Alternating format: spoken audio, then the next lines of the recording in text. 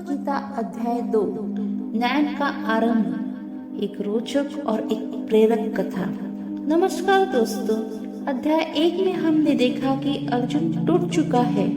उसका मन डर और मोह और भ्रम से भरा हुआ है। अब शुरू होता है गीता का असली ज्ञान। कृष्ण का पहला वाक्य।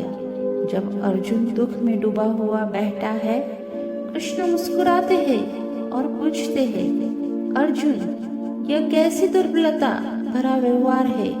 यह तुम्हारे जैसे योद्धा को शोभा नहीं देता। यही वह क्षण है जहाँ से अध्याय 2 शुरू होता है और जीवन का सबसे बड़ा ज्ञान प्रकट होता है। कृष्ण अर्जुन को सबसे पहला और सबसे महान सत्य बताते हैं। अर्जुन, जिस शरीर को तुम देखते हो वो नश्वर है, लेकिन आत्मा जो तुम हो वह न कभी जन्म लेती है न कभी मरती है। वे कहते हैं, आत्मा को कोई हथियार काट नहीं सकता, आग जला नहीं सकती, पानी भिगो नहीं सकता, हवा सुखा नहीं सकती। यही गीता का सबसे महत्वपूर्ण ज्ञान है। हम शरीर नहीं है, हम आत्मा है। फिर से कृष्ण कहते हैं, तुम्हारा अधिकार सिर्फ कर्म करने में है, उसके फल पर नहीं। यही वाक्य पूरी गीता का सार बन जाता है। वे बताते हैं, सही कर्म करो, न डर के कारण रुको, न लालच के कारण विचलित हो। बस अपनी पूरी क्षमता के साथ आगे बढ़ो, क्योंकि फल देने वाला केवल भगवान है। कृष्ण का यह सब सुन के अर्जुन रोते हुए कहता है, कृष्ण, मुझे धर्म क्या है यह समझ नहीं आ रहा। आप ही बताइए, मुझे क्या करना चाहिए। कृष्ण फिर समझाते हैं, धर्म वही है जो सही हो, चाहे कठिन हो।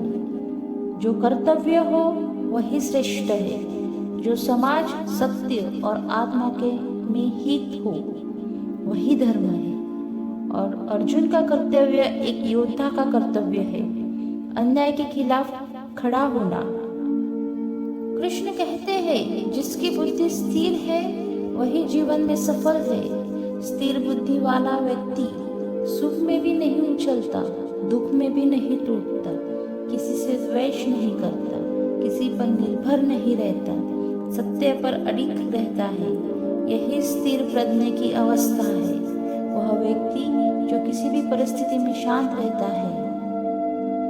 अध्याय 2 हमें सिखाता है कि हम आत्मा है, शरीर अस्थायी है। कर्म करो, फल की चिंता मत करो। मन के स्थिर रखना ही असली जीत है। धर्म कठिन हो सकता है पर सही होता है। आत्मज्ञान से भय, मोह और दुख मिट जाता है। यही से अर्जुन उठ खड़ा होता है और यही से मानव जीवन का सबसे महान मार्गदर्शन शुरू होता है।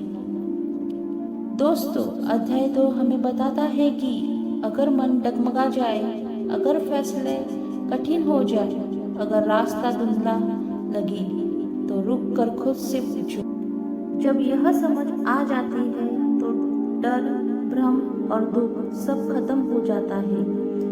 अध्याय 3 में अर्जुन का कौन सा सवाल है और इस पर कृष्ण क्या कहते हैं, ये जानने के लिए जरूर देखिए भगवत गीता